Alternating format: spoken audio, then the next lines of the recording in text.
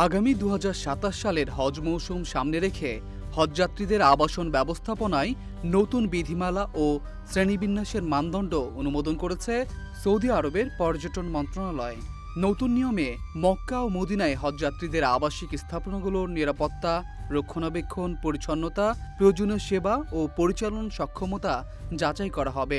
আবাসনগুলোকে economy ও first class এই দুই শ্রেণীতে ভাগ করে আলাদা মানদণ্ড নির্ধারণ করা হয়েছে। নতুন বিধিমালায় সাধারণত ব্যবহার্য স্থান, অতিথিকক্ষ, অভ্যর্থনা কেন্দ্র, পরিচ্ছন্নতা, রক্ষণাবেক্ষণ ও অতিথি সেবার বিষয়ে নির্দিষ্ট শর্ত রাখা হয়েছে। পাশাপাশি লাইসেন্স দেওয়ার আগে, কার্যক্রম শুরুর আগে এবং কার্যক্রম চলাকালে একাধিক ধাপে পরিদর্শন ও তদারকির ব্যবস্থা রাখা হয়েছে।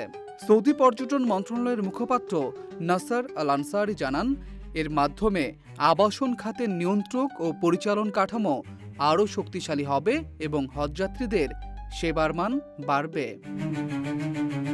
মন্ত্রণালয় জানিয়েছে, হজযাত্রীদের আতিথেয়তা দেয়া সৌদি আরবের শতাব্দী প্রাচীন ঐতিহ্য এবং এটিকে তারা যৌথ জাতীয় দায়িত্ব হিসেবে দেখে।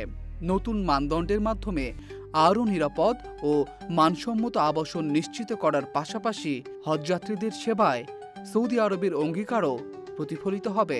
২০২৭ সালের হজ মৌসুমে লাইসেন্স নিতে আগ্রহী আবাসন সেবা পরিচালনাকারীদের নতুন শর্ত পূরণের প্রস্তুতি দ্রুত শুরু এবং আবেদন করার আগে প্রয়োজনীয় রক্ষণাবেক্ষণ ও প্রস্তুতিমূলক কাজ শেষ করার আহ্বান জানানো হয়েছে।